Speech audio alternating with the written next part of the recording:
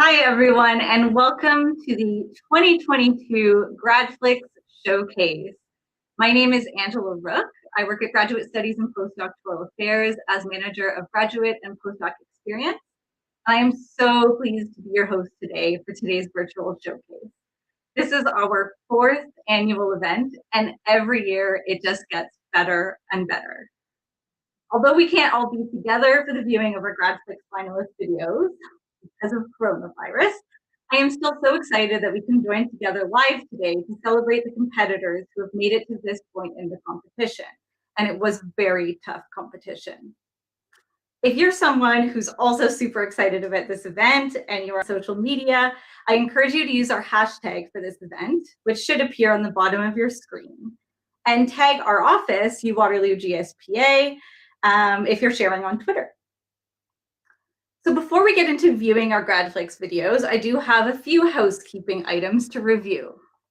So first, if you're a finalist or someone cheering on a specific finalist, you probably want to know when their video will be played. In the YouTube description, you'll see a full agenda with the video play order, so you can find out when your competitor's video will be shown. As you'll see, we'll be starting with some introductory remarks before moving to the viewing, where we'll watch the videos in groups of 5 with short breaks in between, so you can refill your popcorn, which I may need to do, get a drink, or stretch without missing any of the videos. After viewing, you'll be able to vote for the People's Choice Award winner before the winners are announced. You'll also see a few special guests throughout the event during those breaks. Now, second, because we're streaming live on YouTube, you as audience members can engage with us through the chat feature. I see we have a few comments already coming in, which is fantastic. So please engage in that chat, cheer on the attendees. I know we can't be in person, but this is the next best thing. So please, share your feedback on all of the videos you're seeing, which one's your favorite so far, and cheer on the students that you know are taking part. You may also see your comment be pulled right into the live stream. So we can test that out as we go in through the show. And so you may see a little comment pop up on the bottom of your screen as you comment through the chat. So, one thing that I love about the virtual showcase is that it means that friends, family, and students can join us regardless of where they're located. Last year, I know we had grandparents on farms in Saskatchewan tuning in live to cheer on the graduate student that they know. So I would love to know who's joining us today in our virtual audience and who you're cheering for. So let me know in the chat, where are you coming from? Who are you cheering for? I'd love to hear, especially those who are coming from outside of the Waterloo region. Let us know. And while you're letting us know where you're tuning in from, I also want to provide a territorial acknowledgement based on where I'm located today, which is the same location where the University of Waterloo is situated. So the University of Waterloo acknowledges that much of our work takes place on the traditional territory of the neutral, Anishinaabe, and Haudenosaunee peoples.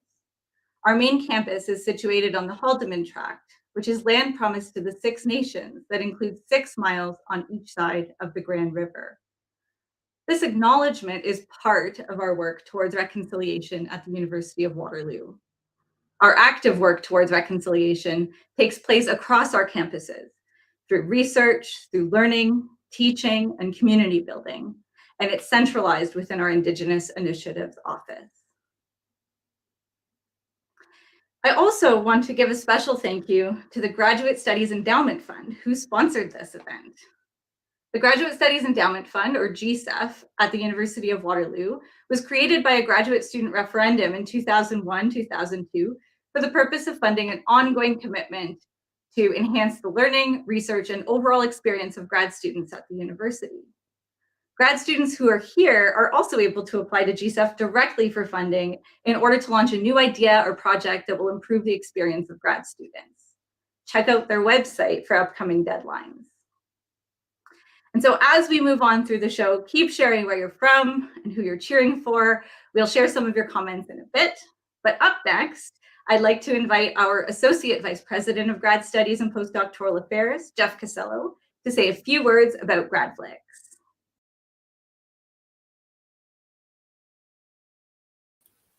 Well, good afternoon, everybody, and thanks so much to everyone for joining us today for our GRADflix celebration. People who have been around this table a number of times may have heard me say this before, but there are certain days on the academic calendar where we just spring out of bed, and convocation is one. When we are welcoming our new students is another time, but GRADflix is a day that we all, I think, look so much forward to. It's so important for all of us as students, as learners, as educators, to not only have passion and to think so much about the things that are important to us, but be able to communicate those things. Since I've been the Associate Vice President, one of the things I've thought a lot about is how impactful all of us are as scholars, particularly our students. I mean, that is the vehicle, and it is your passion and it's your interest that is really changing the way we understand the world that we live in. And that only happens with tremendous communication skills. So I couldn't be more pleased to be here today to be sharing GRADflix with all of you. This is just an amazing opportunity for us to hear from our very brightest and our strongest students who are sharing with us not only the passion that they feel about the research, but doing it in a way that advances all of us through improved communication. So thank you so much for that. The other element of GRADflix that I think we're seeing already in the chat is this idea of grad community. We are not just a collection of 4,000 research students at the University of Waterloo, but rather we are a group of communities who are coming together to study the things, again, about which we have great interest and great passion, because we want to be transformative. And that work happens best when all of us come together and we create not only, again, a group of scholars, but a society and a community and friendships. You know, my own experience in graduate school was that I made incredible relationships with people from all over the world that continue to be some of my strongest friends and colleagues to this day. So it's so important that we bring together our graduate students in this kind of community. And I know a virtual setting isn't always great, but I think it's so important that we have this opportunity. Let me just say also that I know how difficult things have been for so many of us through the COVID experience. It's been hard.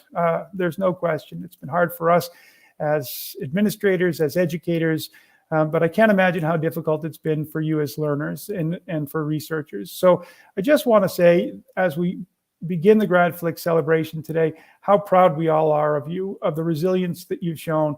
And I really do hope that today's event brings just a small bit of joy in what, of course, has been a really difficult time. And I hope this process of learning and getting your research down and getting it into a format that's fun and engaging has been a welcome opportunity through all the really difficult times we've had through COVID. It's just, I know it's been hard, and I just hope today is a bright spot for you, as I know it will be for me. So we had so many fantastic entries this year. The interest keeps growing year over year. The attention to GRADflix keeps growing. And I should say that GRADflix is now a Waterloo export. Angela and her team has lent the concept to other institutions from across Canada, and many of them have adopted this. So today we have so many fantastic entrants into the competition.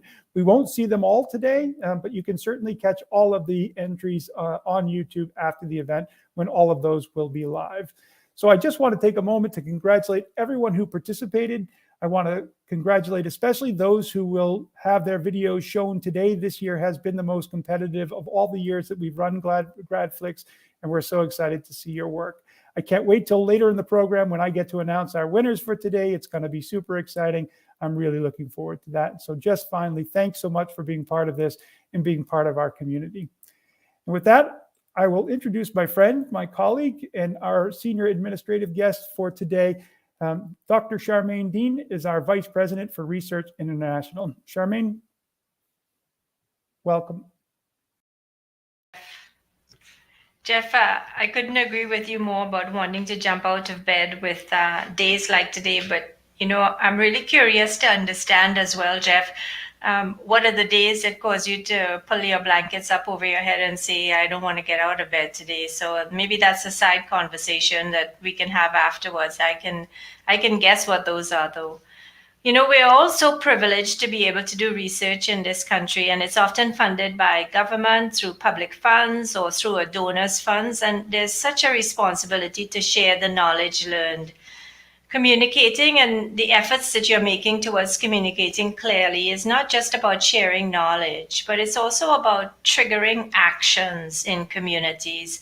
And think about all the knowledge sharing and the disinformation that happened during COVID, how important it was to be able to share information so that we could get the right sorts of actions from community members in terms of vaccinations, in terms of mask wearing, etc. It's really important as a way to strengthen the link between research and policy in order to guide good decision making. And those of you who do interdisciplinary research will know that interdisciplinary research is so critical for solving large-scale societal problems. And communication is critical there, not just for external members, but also for other individuals from the university that you would like to sit down and work with. So your partners in academic disciplines, but also your industry partners, donors, government funders. I'll also mention that effective communication is very important for engagement with some specific communities. And you may have heard about some of this with regards marginalized communities, and it's considered part of ethical data governance, dismantling the power hierarchies between those who've done the research and those who should hear about it and benefit from it. So removing all the structural barriers to build academic community relationships and partnerships. And this sort of engagement is so very important for communicating Indigenous research. I want to tell you about a story. Once I was preparing a talk for, I do work in fire science, and I was preparing a talk for fire chiefs, a series of chiefs across the province of British Columbia who wanted to hear about what was happening with regards changes to fire science, and is the lengthening of the fire season happening? And you can imagine translating this work into a context like that was very, very difficult. And I worked really hard with a student on this, so I can understand firsthand, given that I've done so many public research talks, how much time it takes into developing an effective presentation. So the student who was working with me was very concerned about the amount of time it was taking to develop this. And I will tell you, it's the same student that I had sent up north to check on some data. And she had to learn how to use a firearm. She had to learn a whole series of tools in order to work up north. And I have a great picture of her, and the caption of it is, "But I came to university to be a statistician, not to do this sort of external work." She helped me very substantially in developing the presentation, and we spoke to the fire chiefs. They understood things well. And a little later on, I was giving a presentation in Vancouver at a major venue with hundreds and hundreds of people there about climate and fire science, and it was extremely controversial. There were so many people there who were very much against any kind of evidence related to climate and climate change and fire science, and they were out in full force. And I was preparing my work with a lot of trepidation about what I was about to face in the audience. And voila, when I walked in, all the fire chiefs were right there, right at the front, plus all the young people that I had also spent time talking to and explaining the views that we had, and debates in a polite way. So at the end of the talk, I wasn't the only one who was communicating with individuals who wanted to debate. I didn't have to do it all by myself because we had done all that footwork with other people. So communicating effectively is really helpful in sharing knowledge, but also helpful in making sure there's good debate, because what you have then is a whole variety of individuals who come to the conversation in order to understand what are the challenges, etc. You're not alone when you come to that conversation. Great work by you, Jeff, and your office in organizing this event. And to the finalists, I'll say your work is just amazing. Just great to see all the effort that you've placed here. Angela, I'm going to turn it over back to you at this point. Thank you so much, Charmaine. Excellent comments. I loved your story. And I think, as you said, it's so important for us to be able to articulate our research and our graduate students to articulate their research, especially at a time when we're seeing the negative side effects of not doing that and the disinformation that has been so easily spread during COVID-19. So thank you so much for your comments and for joining us today and congratulating our finalists. I really appreciate it. Thank you as well to our audience members who are sharing in the chat where you're from and who you're cheering for. I've seen messages from Turkey. There's one right now on this screen cheering Robert along from Ottawa. We've had comments from London, Ontario, an hour or so down the road. I have a colleague from Halifax who tuned in. So all over the country, we have people tuning in for our University of Waterloo showcase. And that's just so great to see. As Jeff mentioned, this really is a community of support behind our graduate students at Waterloo. So important this year in particular. And I know you're all so excited to watch the GRADflix videos, but I do want to just go over a few different elements of what is GRADflix before we begin. So the GRADflix competition is open only to research-based master's students and PhD students. They have to create a video of no more than 60 seconds that describes their research to a non-specialist audience. And this is no small feat if you've ever heard the large technical jargon terms that most grad students use when describing their research. So the videos are judged based on 3 criteria: communication, which is worth 50% of the total score; creativity and visual impact, worth 30% of the judges' score; and finally, technical quality, worth 20%. I have gotten a sneak preview of all of the video submissions, and I have to say I am not jealous of the role that our judges play here. It was not an easy year to judge. So many of these videos were just absolutely top-notch. And who were those judges that had this tough job? This year we had a panel of 3 judges. We have Claire Birmingham, Director of Writing and Communication Center; Chris Peace, who's the Associate Director, Operations of Waterloo International; and Tracelyn Cornelius, who is an Anti-Racism Communications Manager with University Relations, all 3 from here at the University of Waterloo. So our judges are selecting their top 4 videos. Those creators of those videos will receive cash prizes of $750 for first place, $500 for second place, and $250 for third and fourth place. But that's not all. There's a reason you're all here. You get a say in selecting our People's Choice Award winner. People's Choice Award winner, selected by you, also wins $250. And if you are here and you have no idea who you're going to vote for and you're really going to judge it on the merits of the videos, we have a handy PDF scoring sheet that you can use to track your comments, scores, and your favorites as we move through the videos. It's really hard to keep track of 25 videos, so we decided to put this up. There's a link on the screen here, so you can use that sheet. Towards the end of the showcase, once you've had the chance to see all the videos, we will share another link on the screen, and that's how you'll have the opportunity to vote for your favorite and the People's Choice Award. We will announce that award last, after we've shared who the judges' picks are. Okay, so I think that gets you up to speed on what GRADflix is. Now it's time to start viewing our GRADflix finalist videos, the most exciting part of the show. I have my popcorn ready. I hope you have some popcorn or other favorite movie theater snacks with you. Maybe you have something healthy. Why don't you let us know in the chat if you're making better decisions than me, and we'll get the showcase underway.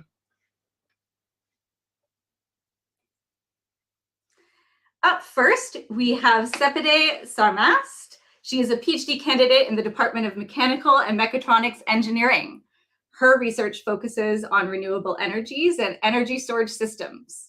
In her leisure time, she enjoys reading, listening to music, and color pencil painting. And she just recently began to play the piano.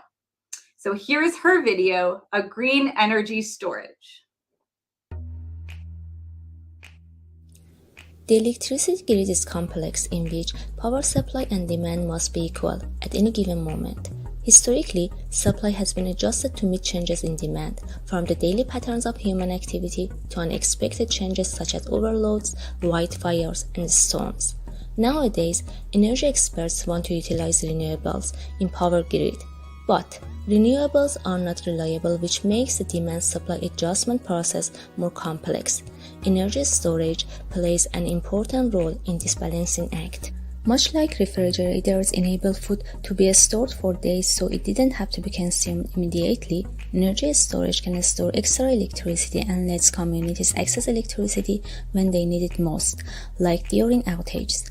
My research aims to design an energy storage system for Ontario in which it can cover around 95% of extra supply by analysis of Ontario electrical grid data. Wow, excellent. Thank you so much, Sepideh. Our next GRADflix video is by Ebru Emir. Ebru is an MASC candidate in the Department of Systems Design Engineering and is a researcher at the Advanced Interface Design Lab. Her research is designing a better fit between humans and machines, enhancing human-robot interaction, and exploring human perception of personality in domestic robots. Here is Ebru's video, A Survey on Robot Personality, Designing Expressive Robotic Motion for Effortless HRI. Although robotics is an emerging branch of technology, it won't be long before they play a crucial role in our everyday lives. For instance, robotic vacuum cleaners became a substantial part of cleaning habits in many households already.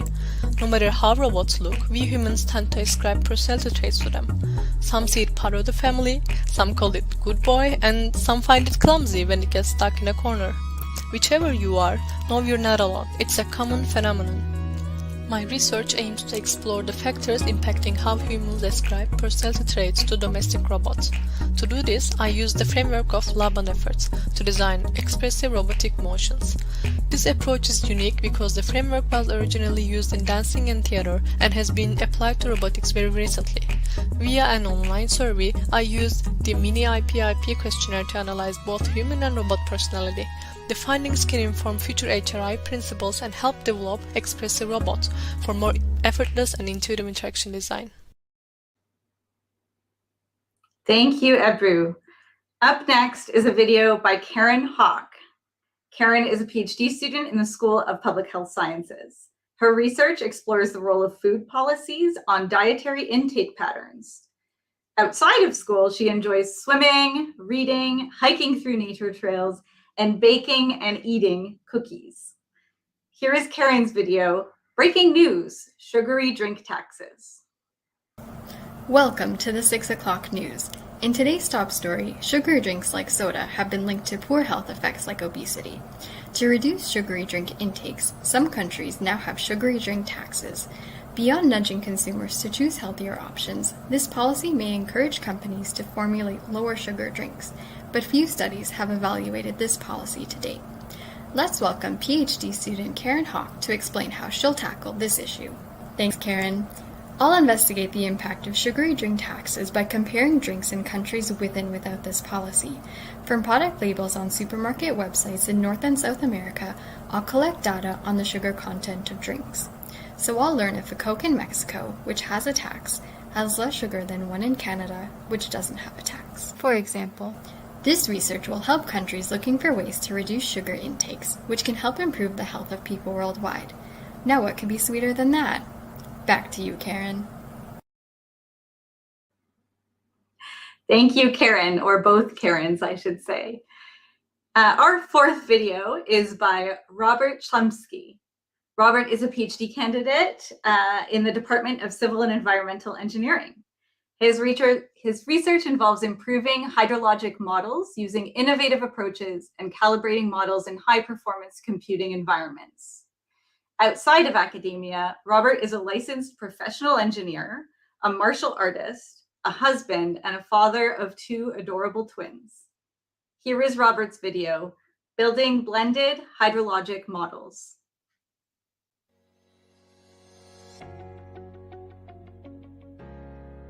Hydrologic models are tools used by scientists and engineers to better understand the science of hydrology, and are also critical in water resources, including managing large dams and predicting floods. Each model is made up of building blocks that describe how the model simulates different parts of the water cycle. You can pick different descriptions of these parts to create new models. It's also possible to mix and match these components to create new models, but this creates a lot of options to test, which is hard to do even for the experts. In our research, we've instead built a blended model that includes multiple options in the same model, and the contribution of each building block used in the model can be adjusted, allowing the model to automatically find the best combination for its given purpose. Our research shows that this is an efficient way to create better performing models for watersheds across North America. There's still some work to do, but our ultimate hope is that having the right tools to easily build these models will help us to better manage water where it counts. Thank you, Robert. And we are on to our final video of this first set of 5. This video is produced by Cameron McGlade-Bouchard. Cameron is a master's student at the School of Environment, Enterprise, and Development. Her research explores the role of voluntary sustainability standards in the governance of the metals and mining sectors. She has professional experience in corporate social responsibility, eco-marketing, and agricultural sustainability research. Here is her video, Challenging Voluntary Sustainability Standards' Role in Filling Global Regulatory Gaps. Climate change is one of the most pressing issues of our time. International mining companies are an important focal point since they cause great harm to our environment but provide essential materials. Their harm is in part due to weak international governance, but these companies hear our calls. They want to do better, so they're adopting voluntary sustainability standards. These standards fill the gaps that our weak international governance has left. They allow corporations to serve societal interests instead of only their own.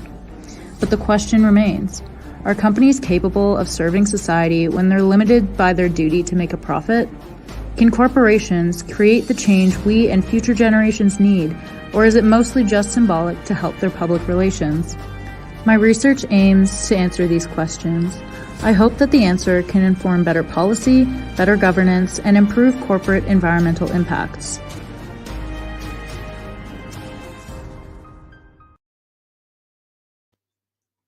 Thank you, Cameron. And that was our first set of 5 videos, and we'll now take a very short break before continuing with our second set of videos. So I hope you've enjoyed this first set. If you need to take a quick break, run to the washroom, refill your popcorn, now is the time.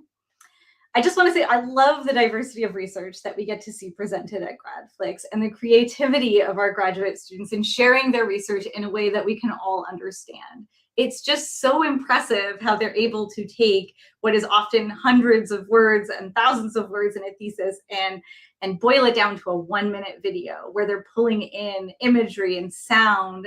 They've created scripts and storyboards. So much work goes into making a 1-minute video. We've seen them work on this throughout the process, and I'm just so impressed. I'm also so thrilled to see so many comments coming through from our audience members, many of them congratulating. Here's one congratulating Emir. Sarah Howard saying what an amazing first set of videos, and I completely agree. Please keep these comments coming in. I love it. Now, one thing that I do miss, although it's great to see your comments, is I miss that I can't see all of you. Back when we first launched GRADflix, we got together in this big boarded Senate room. We had a red carpet, popcorn, and we were all able to see each other and chat with one another. Obviously, we can't quite recreate that in this virtual environment, but I would still love to see how you're celebrating from home. So if you can, please share a selfie of yourself watching on your computer or your television, who you're watching with. Maybe you have a pet on your lap or a baby. I would just love to see all of you enjoying our GRADflix competition. So please share that, share your photo on Twitter using our hashtag, which is #GRADflix. And we will draw for a prize after the show wraps up. And you'll get a bonus entry if you share your photo and also tag us at UWaterloo GSPA. If you're not on Twitter, that's okay. You can submit your photo to gradventure@uwaterloo.ca. So the prize will be a $25 Amazon gift card, just what you need in this time where we're trying to avoid going into stores. So please submit your selfies as soon as you can. And if we get some in, we might even be able to feature some on this showcase live before the end of the show. And we'll contact the winner of the selfie contest after the event wraps up. So while you're snapping those selfie photos and getting everything organized to post on Twitter, we'll get back to our videos with our second set. So our 6th video is by Chi-Chen, which also known as Joseph. And Joseph is a PhD student in Department of Electrical and Computer Engineering. His research is related to blockchain, distributed systems, and security. Outside of academia, he has led teams to develop banking and medical systems in Taiwan, and he currently volunteers as a mentor for new graduate students in his department and the Taiwan Global Ambassador of UW's Office of Advancement. Here's Joseph's video, Fact Defender, an implementation of fake news prevention by blockchain and an incentive mechanism. Do you know who reduced the value of the S&P 5 index by almost 117 billion Canadian dollars in just 3 minutes? Do you know who influenced public opinion and dominated the outcome of the Brexit referendum? Yes, you are right. Most of this chaos was made by fake news. As we all know, fake news is threatening our democracy, economy, and personal privacy. My research uses the blockchain to combat fake news by adopting crowd intelligence. In my system, users could set which people could verify news for them. Also, I designed an effective incentive mechanism to make appraisers verify news honestly. users could get trust scores from Assistant to realize whether they could trust a piece of news or not. With the help of my research, we don't need to worry about fake news anymore. Thank you, Tianqi. Our 7th video is by Arisha Imran. Arisha is an MSc student in the Department of Biology and a member of the Water Research Lab group. Her research focuses on using water isotope and water chemistry data to explore flooding and drying trends in the Peace Athabasca Delta in northern Alberta. Outside of academia, her hobbies include hiking, biking, and traveling. Here is Arisha's video, Flooding in a Drying Delta. Way up in northern Alberta lies the Peace Athabasca Delta, one of the world's largest inland freshwater deltas. This floodplain is renowned for its abundant wildlife and provides access to traditional territory of local Indigenous people. In recent years, concern has grown over declining lake and river levels as a result of anthropogenic activities and climate change. Recent monitoring from 2015 to 2019 has shown that dry conditions persisted across the landscape. That is, until 2020 happened. 2020 was an unusual year when high precipitation and high river discharge occurred. This resulted in the most extensive flooding that has been captured since 1974. My research focuses on studying the legacy effects of this unusual wet year on the hydrological conditions in 2021. I will be using water isotope tracers, which act as a fingerprint for each lake and tell us about water input sources and the influence of evaporation as the seasons change. My research will help improve the ability to anticipate changes to lake conditions in the future and the implementation of a hydroecological monitoring program. Thank you, Arisha. Up next is a video by Aswad Abid. Aswad is a master's student in the Department of Systems Design Engineering. His research involves automation and flying cars. In addition to having 2 years of professional engineering experience and 2 more for research work, Aswad has been a stage singer since the age of 5. Here's Aswad's video, Flying Cars, a smooth transition for you.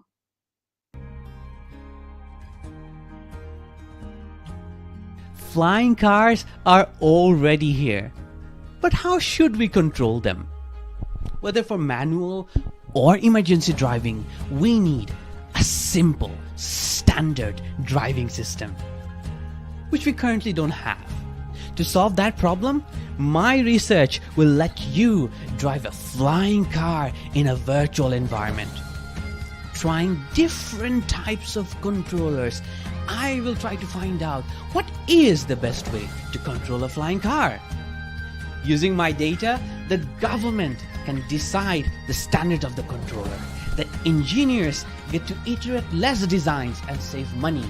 And you, my friend, get to find the easiest pathway to drive a flying car. Let's fly better together. Thank you, Aswad. We're on to video number 9. Our next video is by Maya Petgrave. Maya is completing a thesis-based master's at the School of Pharmacy. Her research involves using computational biology approaches to study protein receptors in silico and coding.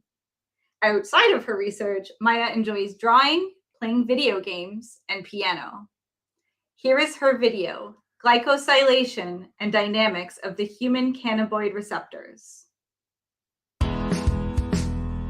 The increase in the popularity of cannabis is demonstrated in many countries that have legalized its use for medical or recreational purposes. When cannabis is consumed, molecules called cannabinoids within the plant bind to 2 receptors called cannabinoid receptor 1 and 2. Upon binding to the receptors, there are many physiological and homeostatic roles that the 2 receptors play a part in, such as reprocessing and hunger,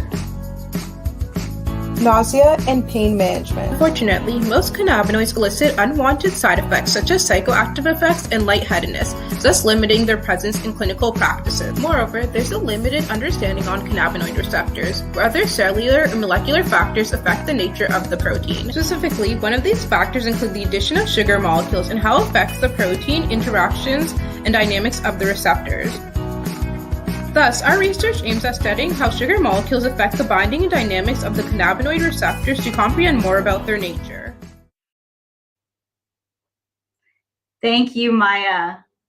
We are now on to video number 10 and our last video before we take another short break. This next video is by Anika Chang. Anika is a master's student in the Department of Geography and Environmental Management. Her research looks at how management practices like cover crops and compaction impact the movement of nutrients. In her free time, she enjoys ultimate frisbee and board games with her friends. Here's her video, Helping Farmers Save Our Water. Helping Farmers Save Our Water by Anika Chang. Each point represents places where harmful toxins are present due to algae blooms. It's a problem that's only getting worse. Have you ever gone for a swim at the cottage only to be met with a layer of green goop? This is what algae blooms are. It leads to recreational restrictions, the contamination of drinking water, and the killing of plants and animals. The number one cause of this is when farmers fertilize their crops because excess nutrients leave the soil and travel to nearby bodies of water through runoff and leaching. My research studies how two different management practices, compaction and cover crops, can help farmers prevent excess nutrient loss through the collection and analyzation of water and soil nutrient content. With these management practices, we can help farmers save our crops, our animals, our water, our planet.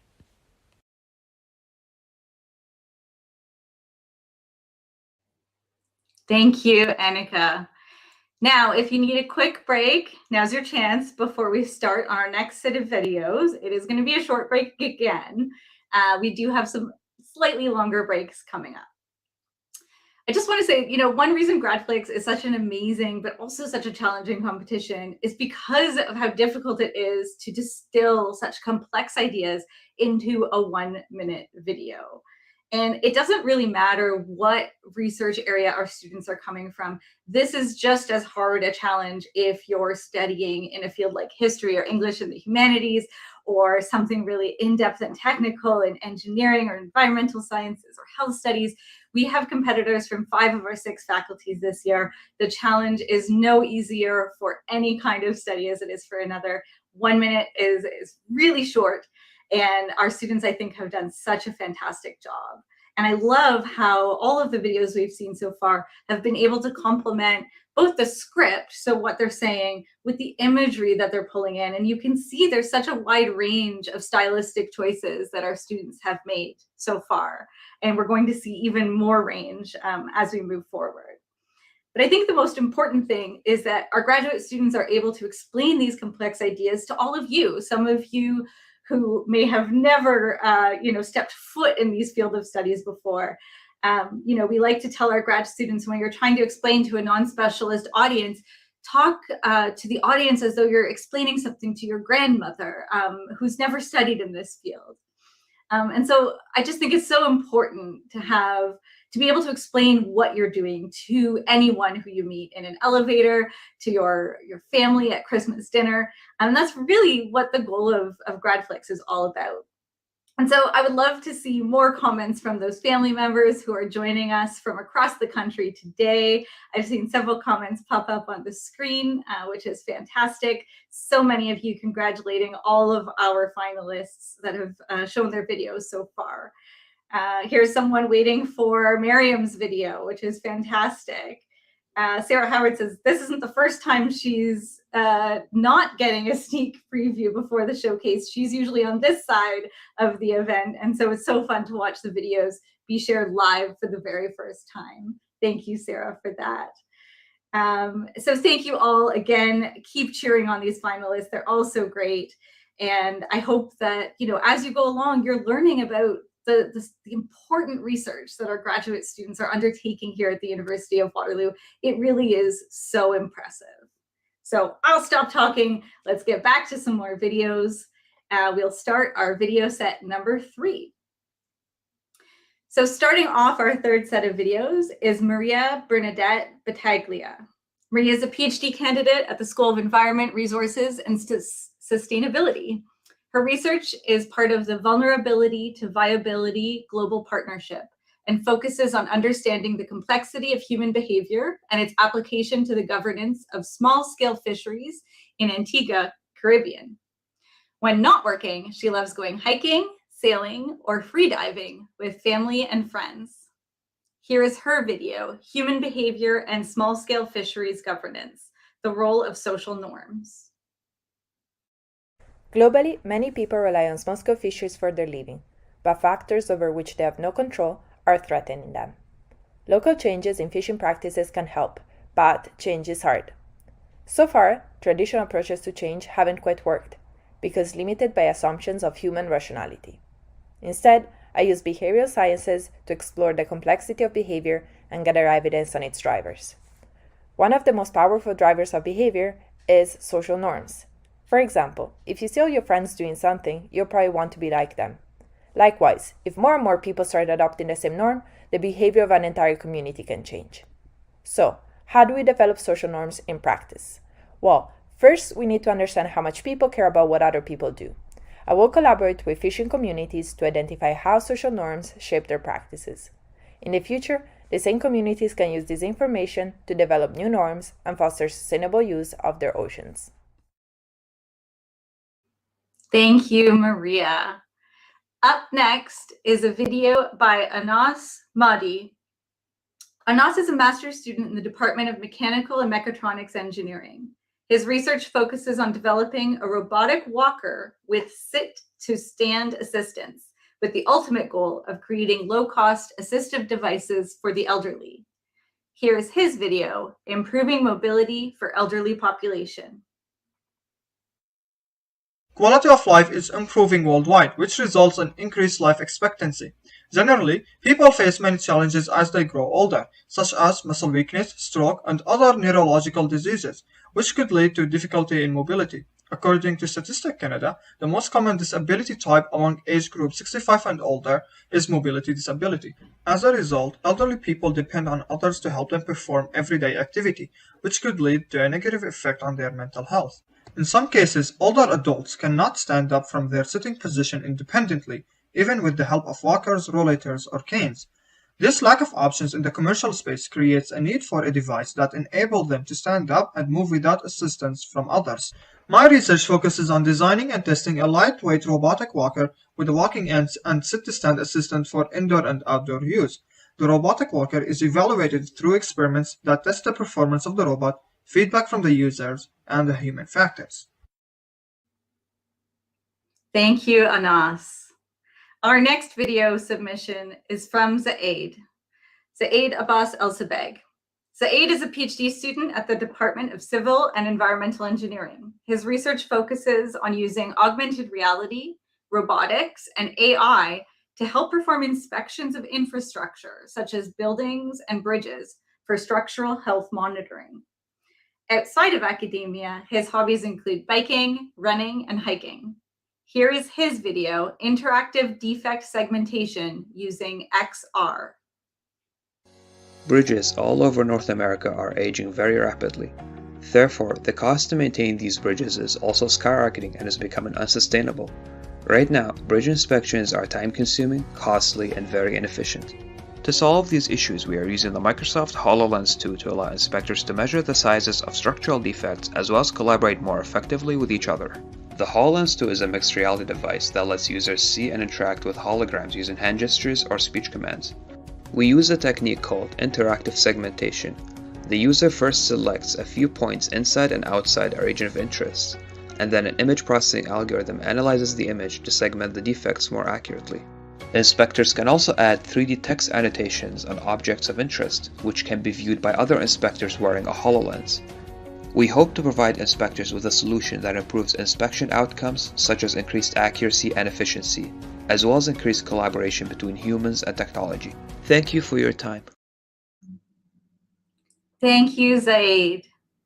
We are just over halfway through all of our finalist videos now. Up next is a video by Anshul Goyal.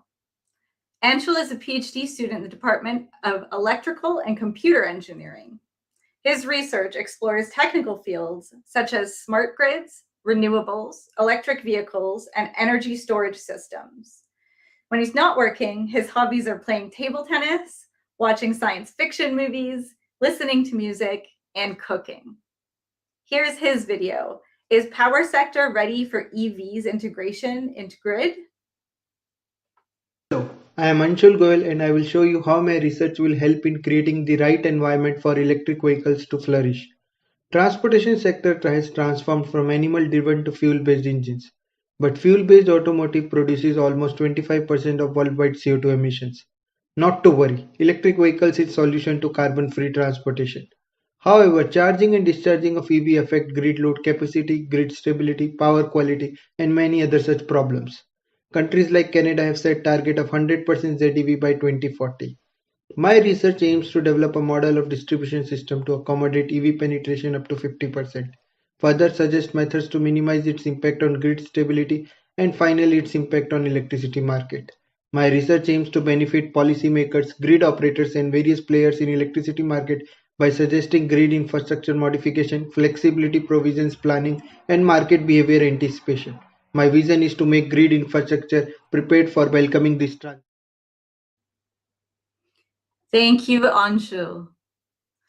And our last video of this set, before we have another break, is by Atiye Amadi. Atiye is a PhD student in the Department of Biology.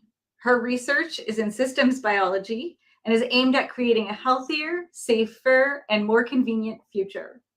Outside of the lab, her favorite hobby is reading books, and her favorite book is Synthetic: How Life Got Made. She is also a big fan of terraforming. Here is Atiye's video. Let's go for a healthier future. With a growing population around the world, food demand is rising rapidly. To meet this increase in demand, one large area of focus is to increase crop production. But the challenge is, some bacteria infect crops and plants, which means they are no longer edible. Solution? A common solution is applying pesticides, but it comes with lots of disadvantages. An alternative solution is using bioagents, taking advantage of bacteria that can kill plants' pathogens selectively. What I'm doing in this lab is observing cells that attack plant pathogen, and then processing the images I've taken to characterize bacterial behavior in space and time to develop a model to predict their behavior so that engineered manipulation of the bacterial community is possible. My longer-term goal is applying biotechnology to use less pesticides and more bioagent. Thank you, Atiye. Well, at this point, 15 videos in. I somehow still have popcorn. I don't know why. I think I'm talking too much because normally a bowl of popcorn would not last this long on my desk, especially this time of day. So if you do need to refill your snacks or grab a drink, this is going to be a slightly longer break. But I do encourage you to stick with us if you don't need to get up for any reason, because we have a special guest joining us live. I am so pleased to introduce our guest, Madhu Galapati. Madhu is a PhD candidate at the School of Environment, Resources, and Sustainability. When our first ever GRADflix competition was launched last year, Madhu competed and won fourth place prize. Welcome, Madhu. Thank you for having me. We're so happy to have you back. So I have a few questions for you, and we have this year's competitors listening in. So as a winner of last year's GRADflix competition, what do you think are the main skills or benefits that you gained from participating? So through the participation in the competition, I was able to bring attention to my research in very helpful ways and reach a broader audience. So for example, since we are in a time of digital content and pre-recordings, I was able to share my video and participate in opportunities that I would have not participated in otherwise. For example, in open houses and events, for example, in the on the occasion of World Fisheries Day. So in addition to that, most importantly, in my case, I shared my video on socials, particularly on Facebook. And last year, that was also the time that I started my remote data collection, my fieldwork in Sri Lanka. And the video gained a lot of attention among my friends, my previous classmates, the people who I have worked with. So these are the people who I have not been in touch with for a while. So because of the video, not only I was able to show them what I was up to in my research, but also it hugely helped me in my fieldwork in identifying participants for my study, because everyone knew someone who I can reach out to for help. So this video acted as a bit of a springboard in getting my remote data collection done. Oh, that's so great to hear, Madhu. It sounds like you really took your GRADflix video and found so many different ways to make it useful for you, both in, more data collection, recruiting participants. It just sounds like you really took it and shared it in so many different places. That's excellent. I guess I'm wondering, you're sort of making it sound like, you created this video and it had all of these benefits, easy peasy.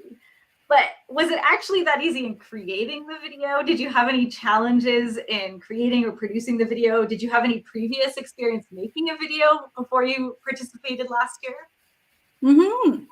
Of course, when it comes to challenges, well, my biggest challenge was that I knew nothing about video making. So I just signed up for the introductory workshop that the GSPA offered to find out the resources or the platforms available for video making, because in my head, at the time, I had nothing to share because I had no findings at the time. So the idea was just to find out what's available out there so I can use them when I have findings to share. But after the workshop, I decided to sign up for the competition and give it a try. My video would not have been possible without the help of many people, my friends from my cohort and my mentors, the Writing Center, the GSPA, and also my family and parents.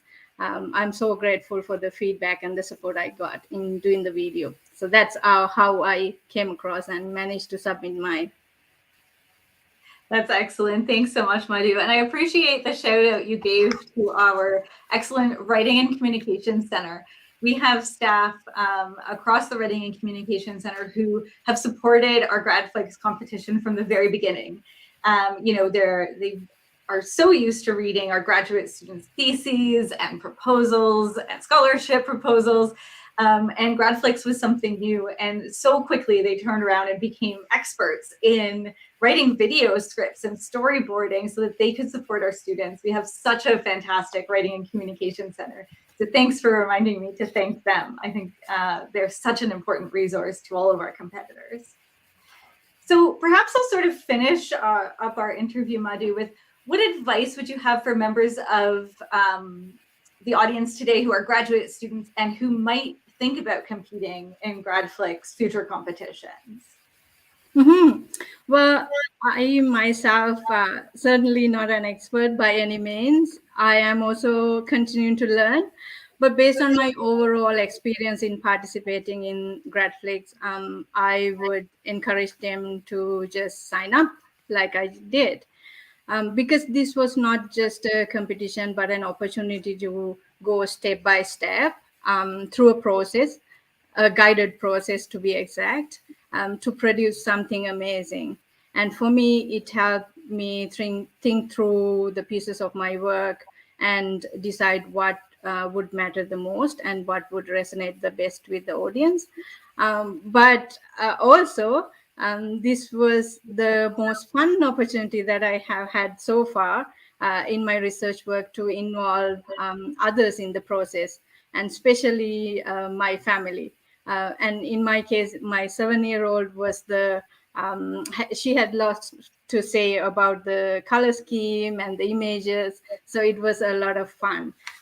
As grad students, I think this kind of support is very important because the competition format gives timelines and structure, and that extra motivation that we need to get through as we get through our studies.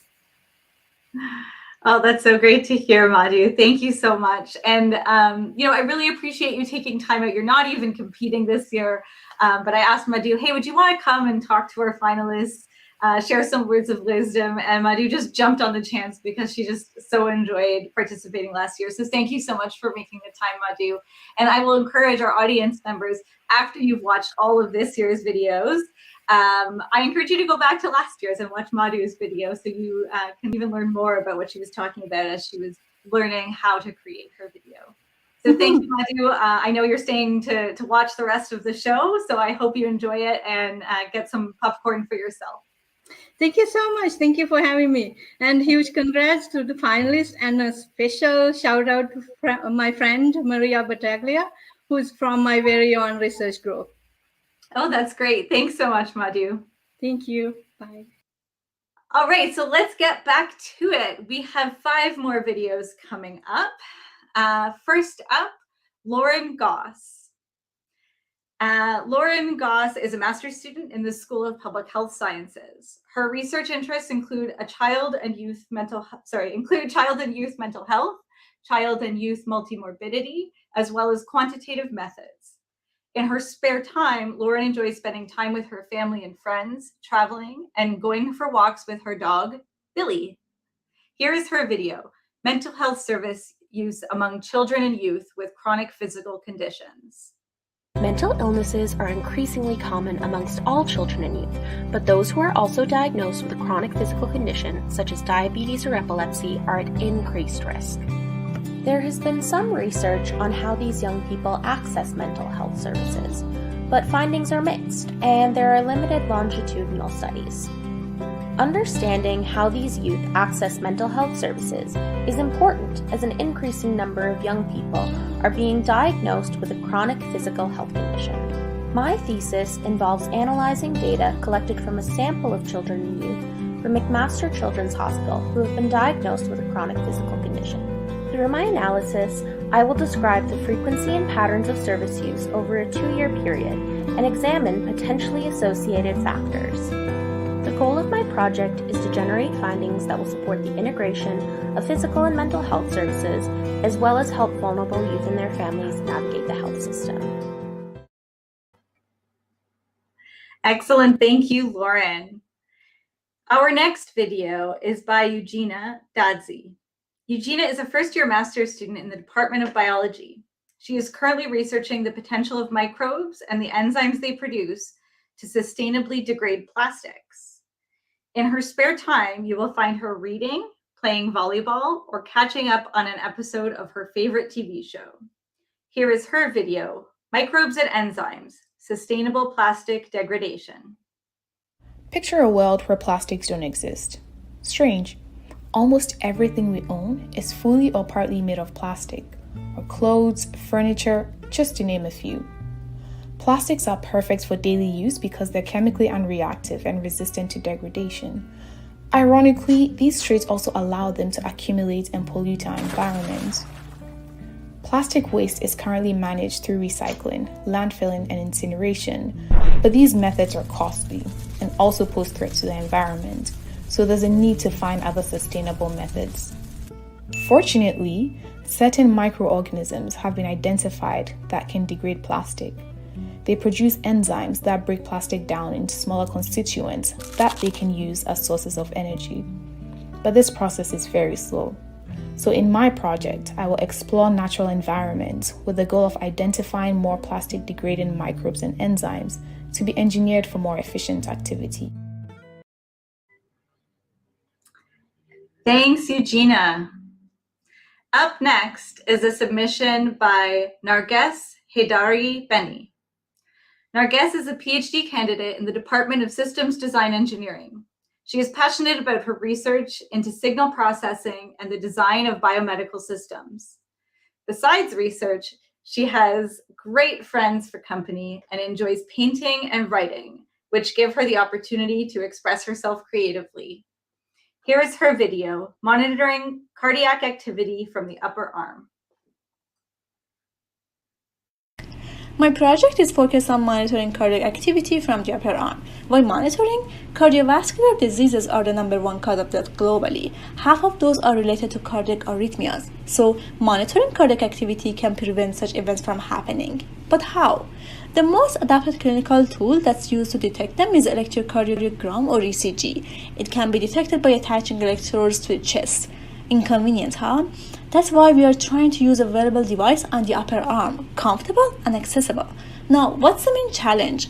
Because the location is far from the heart and closer to the muscles, the ECG is so much weaker than the muscular activity. So, our job is to implement algorithms that focus on different characteristics of these biosignals and separate them as much as possible.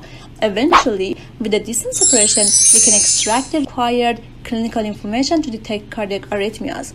Giving the device user a notice that they need to go to hospital can be life-changing to many people around the world. Thank you, Narges. Next, we have a submission by Abhishek Mishra.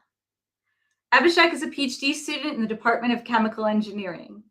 In his free time, loves to play chess and table tennis, and has recently learned ice skating. Here's Abhishek's video, Online Monitoring of Bioprocesses Using Fluorescence Spectroscopy. The world is currently struggling with COVID-19 and vaccines have proved to be the only weapon of humanity against this pandemic. A year ago, vaccine drive against COVID-19 was just the beginning. Now, more than 4.5 billion people have had one or more dose. Production of these vaccines involve fermentation of bacteria or virus in large bioreactors to produce antigens for manufacturing vaccines. But the major problem with this operation is that the bioreactors are large and yield can be highly variable. If something goes wrong during fermentation, the whole batch of antigen is ruined and the process had to be started again. I am working with Selfie to develop a method of online monitoring of these fermentation batches using fluorescent properties of specific proteins and amino acids called fluorophores. These fluorophores are part of organisms' metabolism and can be traced by a fluorometer.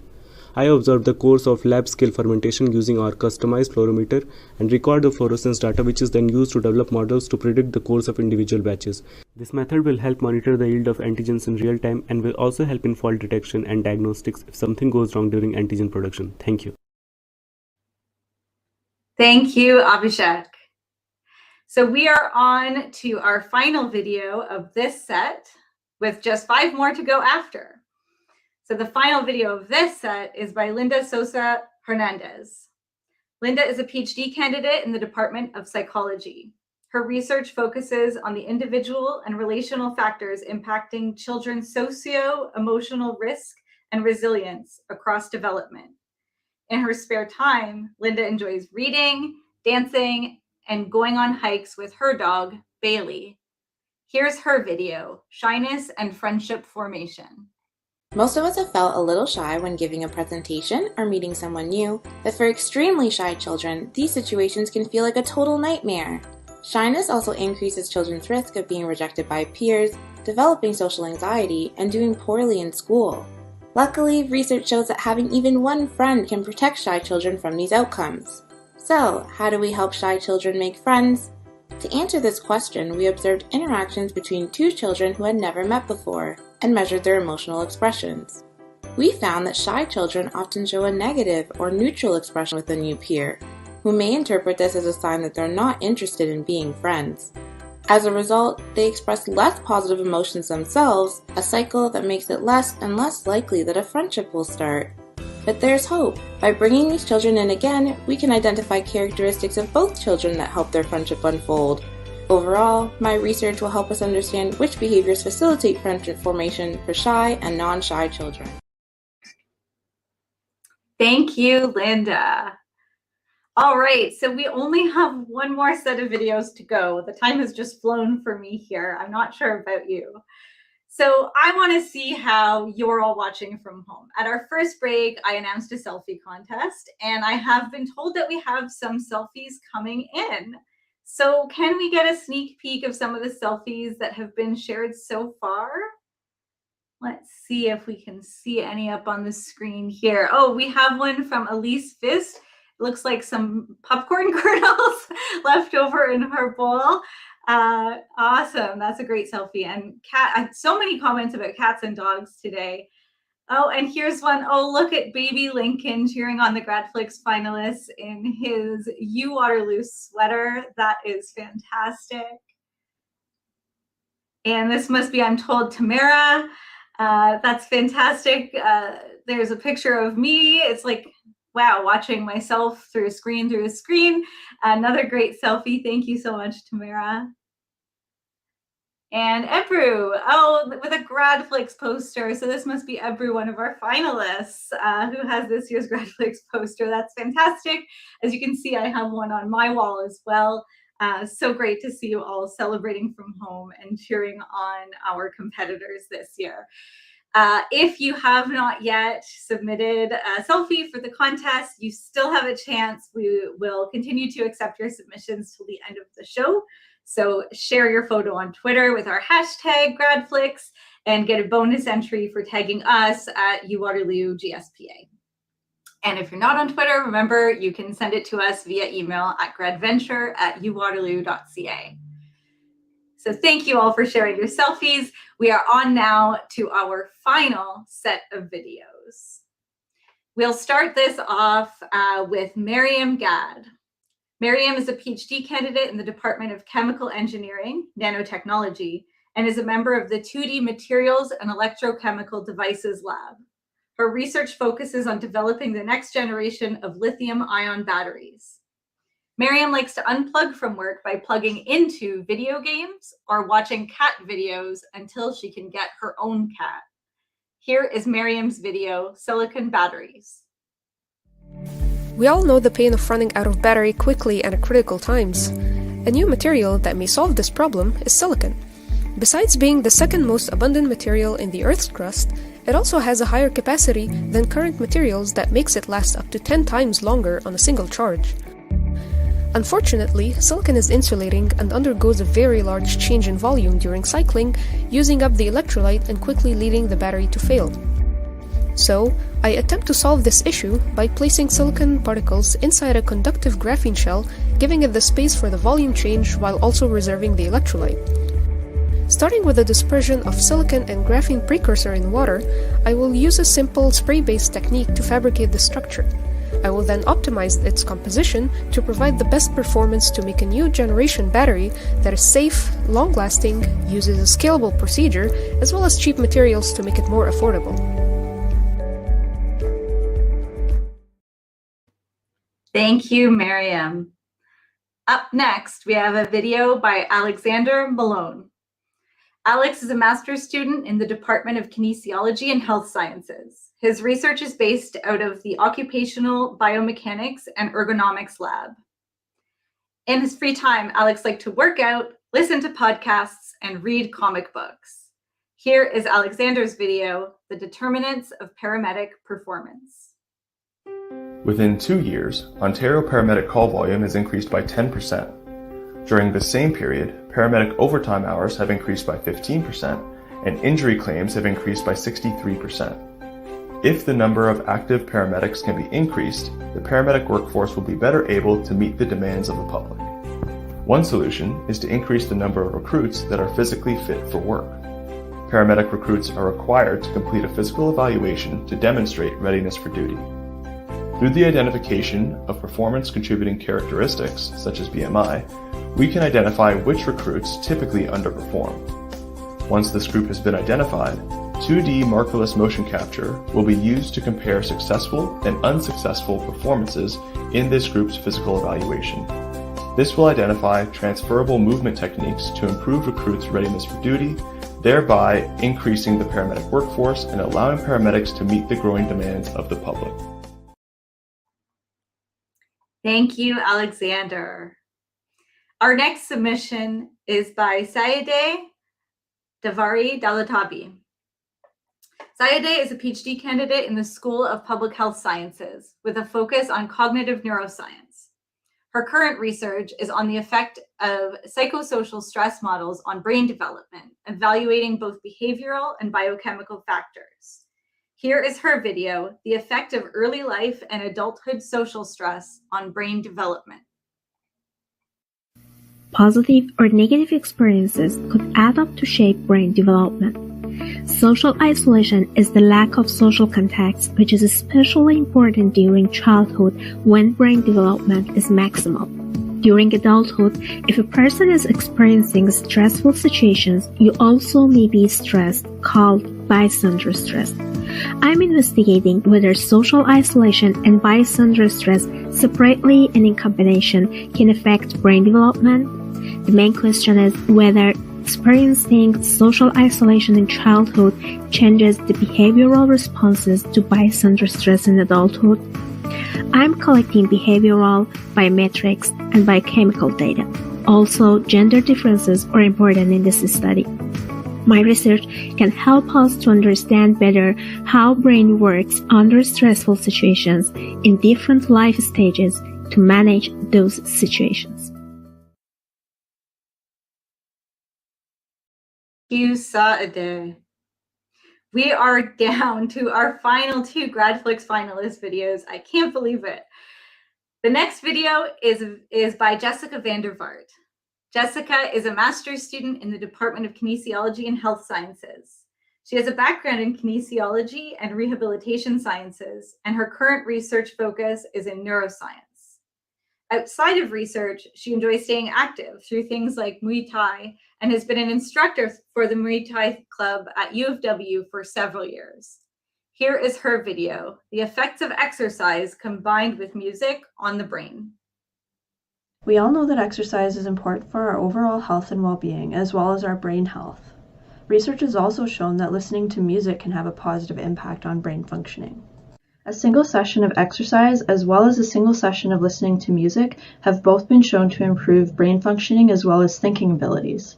However, exercise combined with music listening has not been thoroughly investigated in some populations, and thus the effects on the brain are not well understood. My research will aim to address this gap by comparing changes in thinking abilities following a session of exercise with music compared to exercise alone and music alone. This will provide a greater understanding of the relationship between exercise and music and will also allow us to determine if the changes in brain functioning following exercise with music are additive when compared to either activity alone. This research will provide some insight into the types of activities that may be most beneficial for improving brain functioning and can help to inform future exercise interventions that aim to target overall brain health. Thank you, Jessica. And we are down to our final video of the showcase. This one is a submission by Hannah Burdett. Hannah is a PhD student in the Department of Civil and Environmental Engineering. Her research has gone from crop yield modeling during her master's degree to modeling water in her PhD, centered around using machine learning methodologies to better understand and model the environment. Outside of research, her interests include running and football Sundays. Go Packers.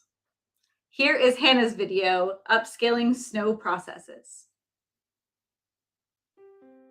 Models that show where and when water will be available are vital to assist in prevention, protection, and recovery of unexpected and intense weather events that may lead to floods or droughts.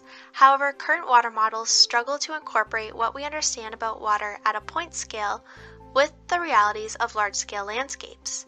Consider this. We collect snowfall at a single point, and yet we expect that to represent an entire portion of the Rockies. This is not a fair representation of snowfall, which may be influenced by vegetation, incoming solar radiation, and wind. Scaling issues are considered to be the holy grail in the water modeling community, and you can consider me Indiana Jones, as my research looks to identify the relationships between landscape and climate properties through machine learning and incorporate these relationships into water models to properly scale models which will help us protect water availability and prepare for the future. Thank you, Hannah. Wow, what a fantastic set of 25 videos. And our judges have to make a decision. They have 4 winners to select. I have no idea. This is such a tough competition. And I'm so glad that my job is just to talk at a screen and not have to make any of these hard decisions today. And in addition to our judges making a tough decision, you as the audience have a really important decision to make too. It's your job to pick the People's Choice Award winner. So the People's Choice voting is now open. You can see on the bottom of your screen the URL. It should also be going into the YouTube chat, so you can copy and paste it into your browser. So a few notes about voting. You get one vote, and the voting link will remain live for just a few more minutes. You will get a countdown on the screen when it's closing, so make sure that you cast your vote before then to have your voice heard. And if you're still not sure, because I don't know how you could be sure of anything after watching 25 fantastic videos like that, we are going to just do a quick run through to remind you of which videos were which, so you can remember who it was you wanted to vote for. So our first set of videos included the following: Sepideh Sarmast, a green energy storage; Ebru Emir, a survey on robot personality, designing expressive robotic motion for effortless HRI; Karen Hock, breaking news, sugary drink taxes; Robert Chlumsky, building blended hydrologic models; Cameron McGlade-Bouchard, challenging voluntary sustainability standards role in filling global regulatory gaps. In our second set of videos, you watched Qian Qichen, Fact Defender, an implementation of fake news prevention by blockchain and an incentive mechanism; Arisha Imran, flooding in a drying delta; Aswad Abid, flying cars, a smooth transition for you; Maya Petgrave, glycosylation and dynamics of the human cannabinoid receptors; Annika Chang, helping farmers save our water. Our third set of videos started out with Maria Bernadette Battaglia, human behavior and small-scale fisheries governance, the role of social norms; Anas Mahdi, improving mobility for elderly population; Zaid Abbas Al-Sabag, interactive defect segmentation using XR; Anshul Goyal, is power sector ready for EVs integration into grid? Atiye Ahmadi, let's go for healthier future. The fourth set of videos included Lauren Goss's video, mental health service use among children and youth with chronic physical conditions; Eugenia Dodzi, microbes and enzymes, sustainable plastic degradation; Narges Haidari Beni, monitoring cardiac activity from the upper arm; Abhishek Mishra, online monitoring of bioprocesses using fluorescence spectroscopy; Linda Sosa Hernandez, shyness and friendship formation. And finally, in our last set of five videos, we watched Miriam Gad, silicon batteries; Alexander Malone, the determinants of paramedic performance; Saideh Davari Dalatabi, the effects of early life and adulthood social stress on brain development; Jessica Vandervaart, the effects of exercise combined with music on the brain; and last but not least, Hannah Burdett, upscaling snow processes. So while your votes are being cast and winners are being determined, I'm so excited to welcome our next special guest, Dr. Kelly Grindrod. Kelly is an associate professor at the School of Pharmacy here at the University of Waterloo and is Ontario College of Pharmacists professor in pharmacy innovation. Once you see Dr. Grindrod's face, she'll probably look familiar to you, and that is no surprise. Dr. Grindrod has been interviewed on news outlets, is so active on social media, particularly over the last 2 years of the pandemic, since her research focuses on the role of mobile health technologies and social media in medication management. And I know personally that she has played a large role in my understanding of vaccines during this pandemic, and I assume she has played a large role in yours as well. So I'm going to be welcoming her very shortly to the screen, but she does have a couple of technical difficulties. And so for that reason, we will take just a quick break so everyone can run to the washroom, finish up their voting, and we'll welcome Kelly back at any moment now.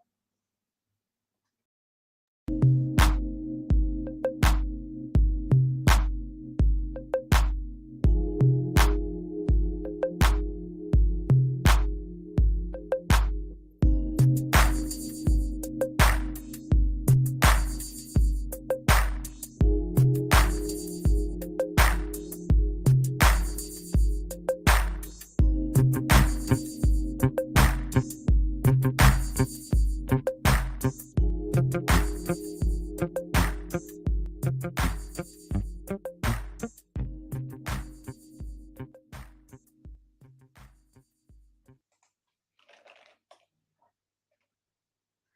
right, it looks like we are back.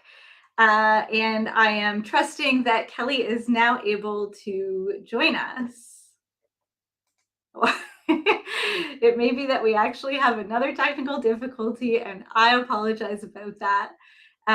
Let me see if we have any interesting comments to discuss briefly as we're waiting for Kelly to join. I see Trevor noticed I'm too busy to eat the popcorn.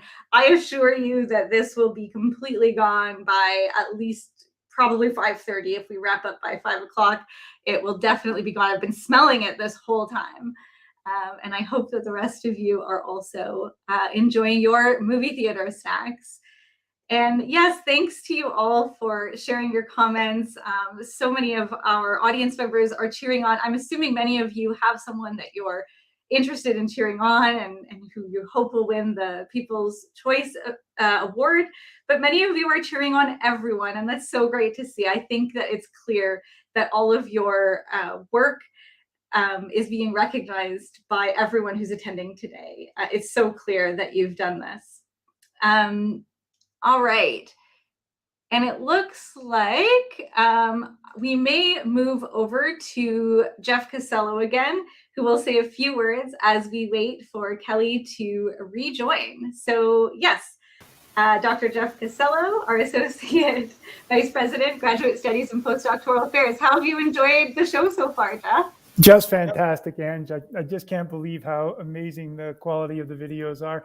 Maybe just make a couple of comments about the videos, and then I just want to share one bit of info from behind the scenes while we wait for Kelly.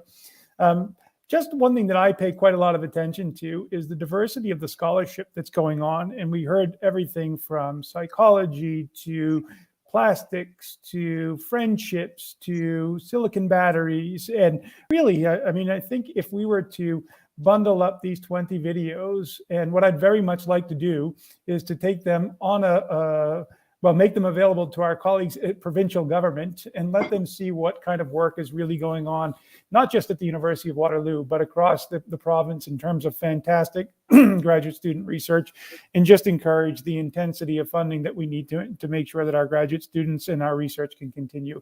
It's just so impressive, the work that's going on. The second point, and it's back to the point I wanted to make earlier about graduate student community.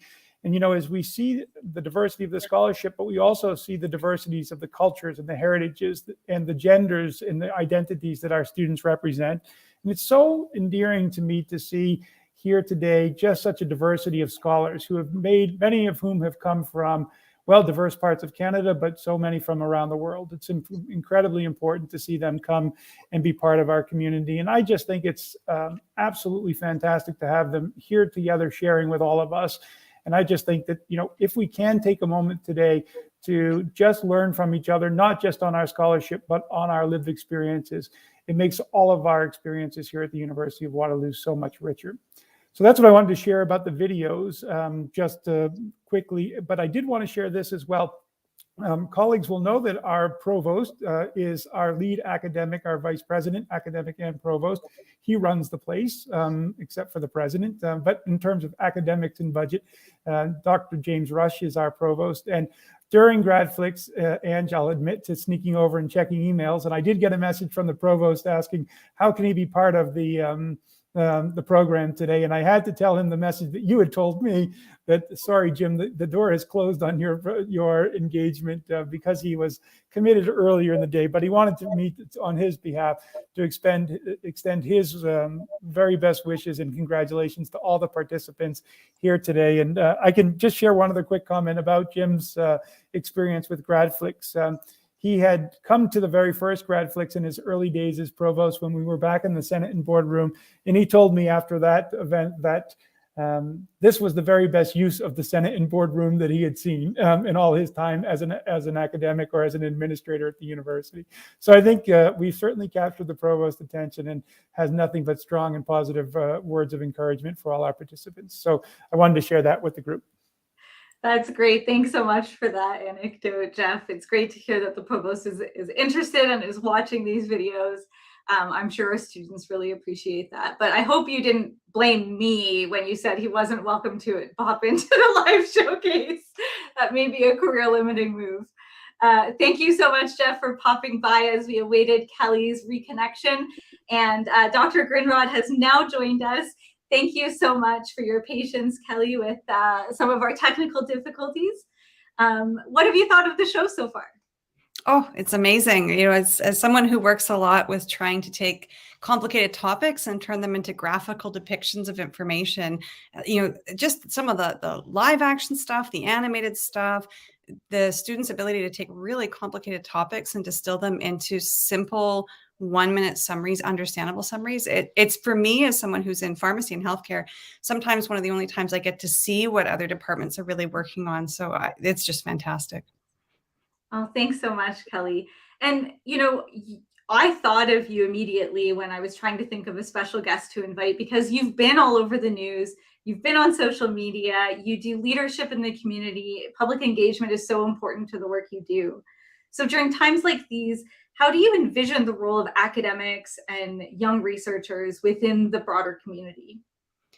I think one of the things that happened in the pandemic was we all had to live through something that most people would have had very little understanding of. And people are then having to make a decision based on risk.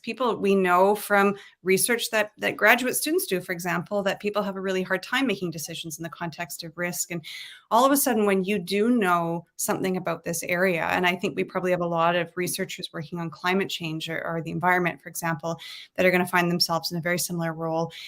It's nice to be able to actually, when a reporter emails you or a journalist calls you or something and says, you know, can you explain something to me? The majority of my time is actually just trying to help the press learn the issue so they can report on it accurately. So I think it's really great to be able to do this and to kind of avail ourselves of this. It's hard at first when you're getting to know how to do this. You know, I had to take media training to learn how to do that.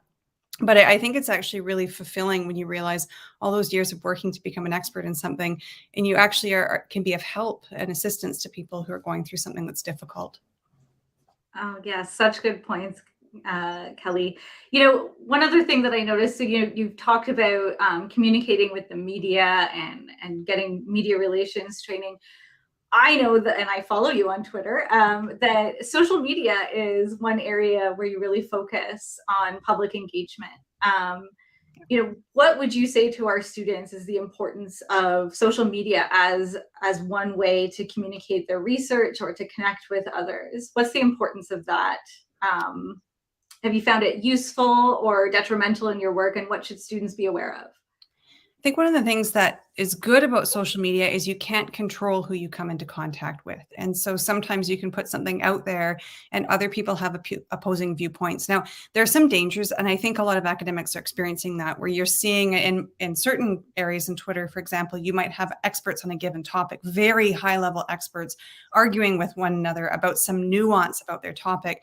Now, they're maybe just focusing on, you know, what they know, really the tiny little minutiae, and you've got the bulk of the public who then might be watching that and don't know how to make sense of it. So I think one drawback we've seen of social media is sometimes debates are playing out in the public that are probably best to be happening in, you know, these kinds of sessions and seminars and things like that. But I think at the same time, you know, the nice thing about social media is you can put something out there and people who disagree with you can make it known, but, you know, really thoughtful, intelligent people who disagree with you can make it known. And it actually propels you forward. It forces you to rethink what you put out there, really know your stuff. And then also, I think it's a great way to access people that you may not have otherwise accessed. You reach certain people on the news, you reach a completely different group of people through social media. So it expands your reach in some ways and lets you see a lot of different viewpoints as well. Oh, that's great, Kelly. I guess I'll leave you with one final question. I heard that the People's Choice winner voting has closed and we're ready to announce the winners. So one final thought, you know, for our GRADflix participants who are clearly interested in communicating their research to non-specialist audience, what if they wanted to improve their media literacy and communication skills within their respective fields? What should they know, be aware of, or what would you recommend they do with their videos? Any advice you could give to our 25 finalists today? Well, something I suspect a lot of these folks did do based on the quality of the videos, they were excellent. One thing we've learned to do is we run everything that we make by a variety of people who are not like us and who don't necessarily have the same perspective or opinions that we do. And sometimes the best insights that we get are by having, so it can be maybe your grandparent comments on something that's very much a technology issue that is more important to your generation. And you're trying to see if it translates, do they understand it? And I think, for a lot of the work that people have done to really simplify it, you can simplify it even more by sometimes reaching out to people who might not quite be your audience, but give you much more critical feedback. And I think that is one of the best things that we can do when we're learning how to speak in the media and to the public, is make sure that we're understandable to bigger and broader swaths of the population. So really seeking out those people who probably don't understand what we do and asking them to look at how we've summarized it and tell us what they heard. That can be a huge help. Excellent. Well, thank you so much, Dr. Grindrod, for joining us today. I really appreciate you setting time aside. I know that you're busy because I see you all over the place. So I really appreciate you taking a couple of hours out Kelly's been watching this show on the back end the whole time, watching all of the videos and commenting in the chat. So thank you so much for taking some time out today to share your wisdom and your thoughts, and to congratulate our finalists. It was a pleasure having you join in today, Kelly. Thank you. Thanks all. Bye now. All right. So as I said, People's Choice voting has closed, and we are ready for the most important part of the show, where we announce our winners. And so I'd like to invite back again Dr. Jeff Casello, our Associate Vice President of Graduate Studies and Postdoctoral Affairs, as he is going to help me name the winners. All right, so welcome back, Jeff, and thank you again for being so ready to jump back in when we had technical difficulties. I appreciate it, but I know you're so excited about GRADflix, you always will have something to say about it, which is so great. I'm never at a loss for words, am I, Angela? But it's just, I just want to take a moment to reflect on what Dr. Grindrod told us. I mean, just that the message is so important about being able to translate our work to all kinds of audiences, whether they're your professional peers, whether they're the media, whether they're your grandmother, whether they're the people who are actually going to make the decisions based on the information that you're providing to them. That's so important. And maybe I'll just make one other comment, and this is a bit off script, but it follows up on what Kelly had to say. I think it's so important to expose our work to what I would call constructive dialogue. So often we get into echo chambers in our research groups where everyone is thinking likewise. And it's so important to make our work accessible to those who might think differently. And Kelly made a great point about receiving very challenging kinds of comments, but in a professional and respectful and in a way that advances discourse on our scholarship. And I just can't emphasize that enough. And I hope that today's GRADflix exercise encourages people to share their points of view openly and expect to be challenged, because challenge is what advances our knowledge. So I just want to take that moment to reflect on Kelly's comments and share a couple of thoughts of my own there as we get into the fun part of the afternoon. Absolutely. And Jeff, do you have any popcorn left, or do I have to ship some over to you ASAP? This is bag two, and we haven't got into it yet. But bag one is I'm glad my microphone was off, because the crinkling would have been very loud for the rest of the competitors. Indeed. Okay, Jeff. Well, thanks so much for joining us back here to announce the winners. This is the most important part. And we will start by announcing what the judges selected. So we will go from 4th place to 1st place, and then we'll announce the People's Choice winner as selected by our audience after that. But I feel like it's just so silent. Do you feel like there's maybe a sound effect we need here, Jeff? In high profile, highly produced, with extreme talent, we would normally hear a drum roll right about now, Angela, and that would really set the tone. That's a great idea. Let's see if we can get a drum roll, please. Perfect. All right. First up, Jeff, please announce our 4th place winner, who will receive a prize of $250. Colleagues, today you learned about silicon batteries, and our 4th place winner is the presenter, Miriam Gadd. Miriam, congratulations. Congratulations, Miriam. All right, next up is our 3rd place winner, who will also receive a prize of $250. Jeff, please announce our third place winner. So it's so important to be thinking about sustainability. And today we learned about how we can challenge and bring voluntary sustainability standards into filling regulatory gaps. And that was presented to us again by Cameron McGlade-Bouchard. So Cameron is our third place winner. Congratulations, Cameron. Congratulations, Cameron. All right, we have 2 more prizes left to go. Jeff, can we please have the name of the second place winner and the winner of the $500 prize? Our second place winner today, Angela, is Atia Amadi for her video, Let's Go for Healthier Future. Congratulations, Atia.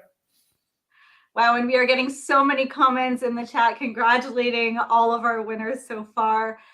One more that the judges selected, and of course, that's the top prize, the $750 prize that goes to first place. Jeff, who's our first place winner?